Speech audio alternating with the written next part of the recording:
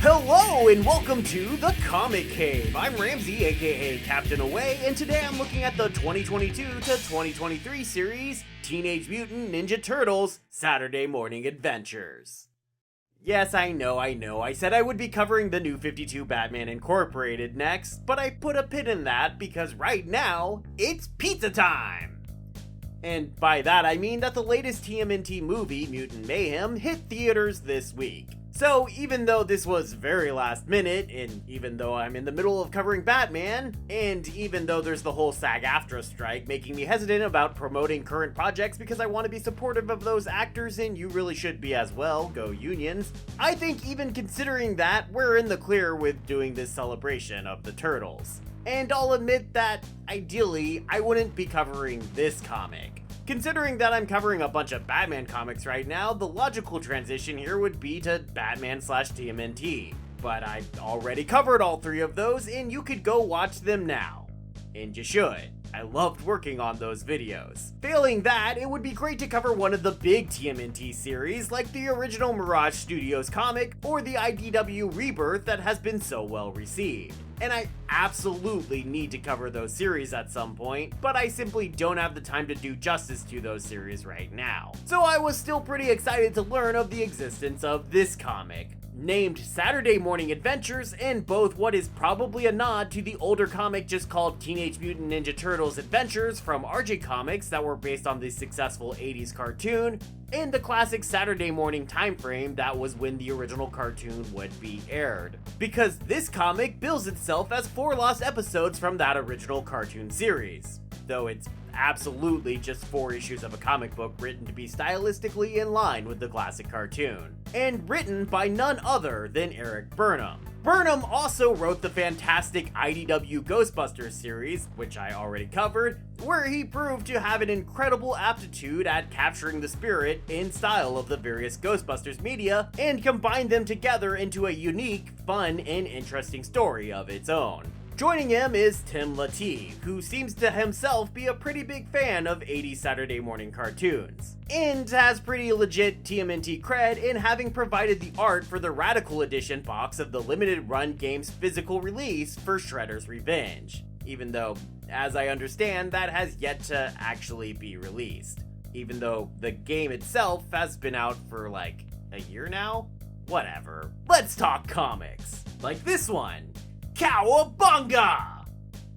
Oh, let's take this away.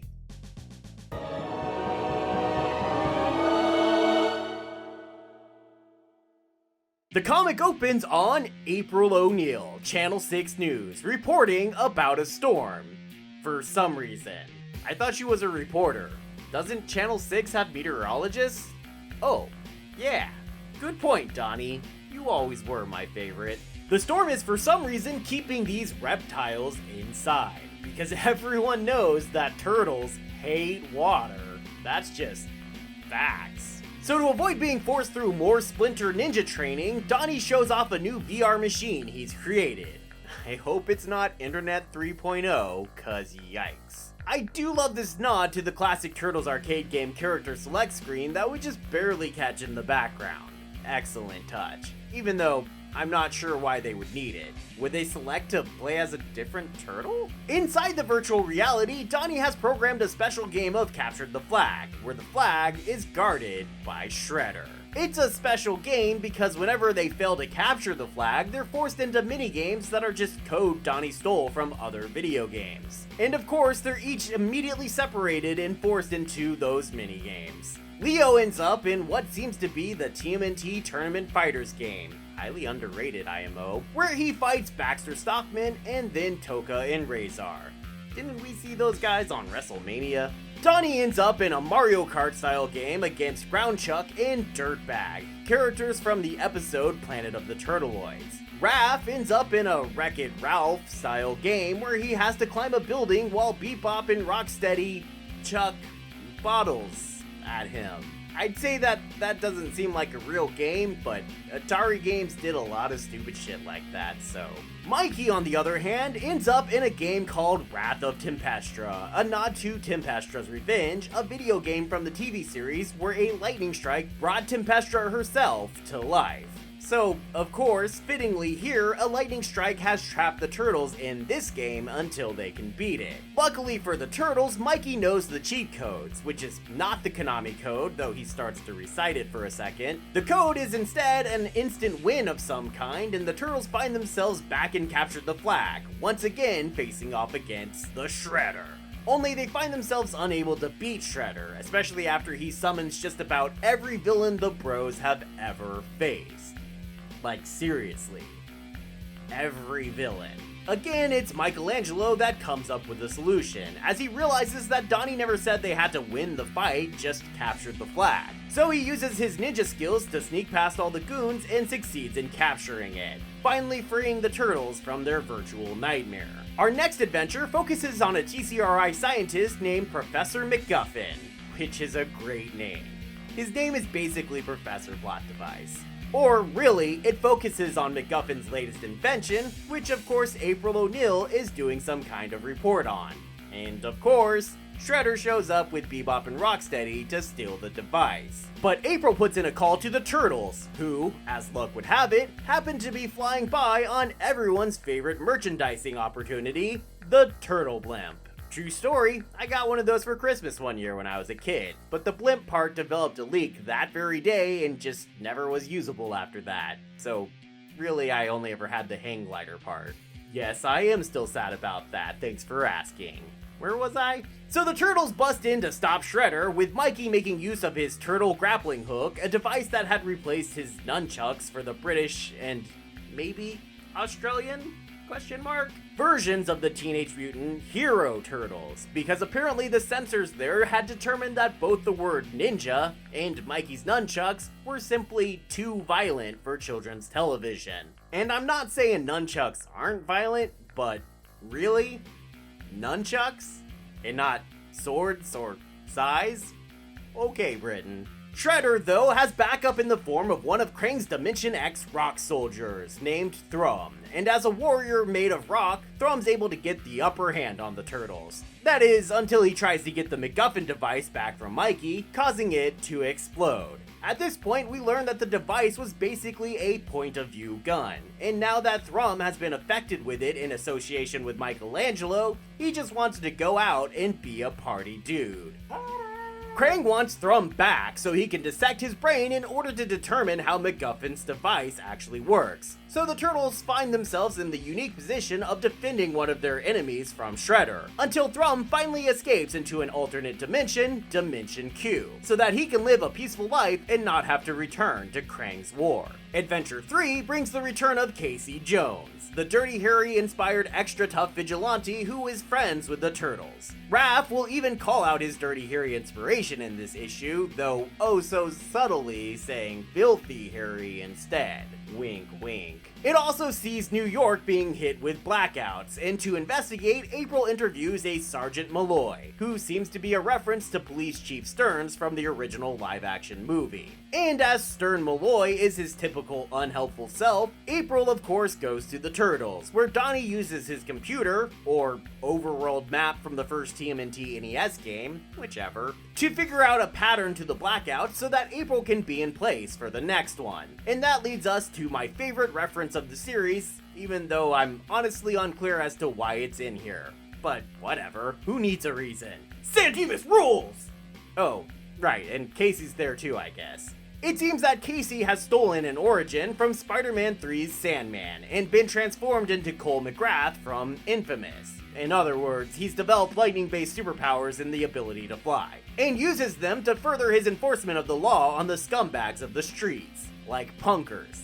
He hates punkers, especially bald ones with green makeup.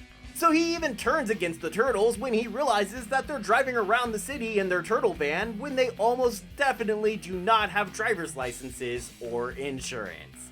Tisk tisk. Professor MacGuffin at TCRI, love the giant dandelions, nice touch, is able to help the Turtles create a cure for what has happened to Casey. But they have some difficulty convincing him to take it and give up his electrifying new powers. What a goongala. That is, until April, inspired by Casey's new focus on the extremely strict letter of the law, realizes that to power up, Casey is stealing the city's electricity without even having a metered connection. You fiend! Outsmarted, Casey gives himself up and accepts the cure, moving us on to our final adventure as the Turtles go all inner space. Old Turtles foe Baxter Stockman, inventor of the Mouser rat-catching machines, has apparently upped his game by creating a microbot cloud of nanomachine-sized Mousers, and Splinter gets infected, as Donnie discovers by using his microscope that looks like a transformer.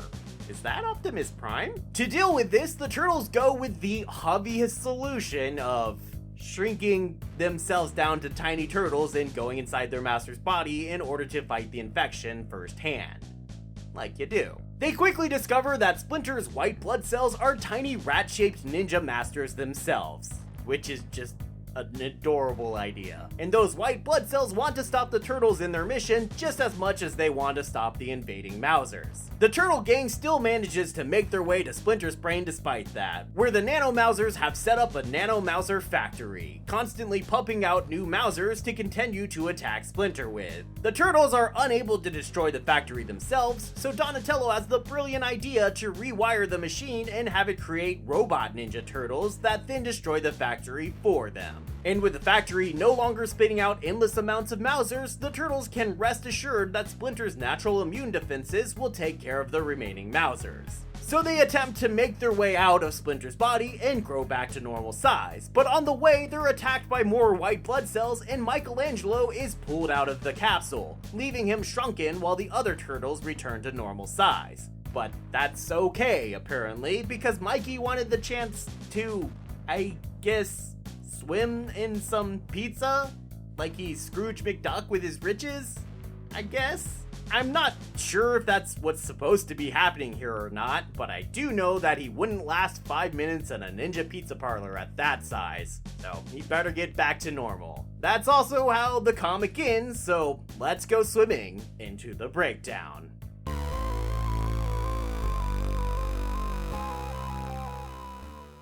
Yes, this comic is dumb. I know, what were you expecting, right? Well, honestly, I was expecting better. As I mentioned in the intro, Burnham did a fantastic job with IDW's Ghostbusters comic of playing to nostalgia while also creating something new. With this series, it seems to mostly just be the playing to nostalgia thing. I don't even find, personally, that these issues feel like episodes of the show, though honestly I'm not really sure if that's a good thing or a bad thing. The original cartoon, as much as I love it, quickly became such a ridiculous mess after the first season, and attempting to directly replicate that without any kind of update in a modern comic would maybe not be the best idea. But that feeling of being so similar and yet so different just makes the whole thing feel awkward to me. And that goes too for Laddie's art. Largely, he does a great job of capturing the basic look of the characters and settings for the old show, but there are things that just look so not right, especially April's face shapes. Like, why is her mouth so tiny? Why is it so tiny? So I'm giving this series a recommendation level of medium. I mean, let's face it, if you're a big Turtles fan, you'll probably get enough of a kick out of the silliness and references, but if you're not, or not old enough to feel the nostalgia trip, I don't think you'd need to bother with this series, as you would probably expect. The collected edition gets 1 Ninja Pizza Box, which I'm going with being a totally radical good thing. 'Cause, sure, why not? It collects the entire series, even if that's only 4 issues, and includes a nice-sized bonus cover gallery and some bonus sketch art from Tim Laddie. Cowabunga, dudes! Thanks everybody for watching, especially if you actually did watch all the way through this video. I promise I'll be back to your regularly scheduled Batman Incorporated video next week. Until then, I hope you enjoyed this brief, fun, and silly break. If you did, or you're just eager for more Batman videos, or you're just a totally tubular dude, then please be sure to click the like and subscribe so you can be sure to be here next time, and I hope to see you then, right here, in the Comic Cave.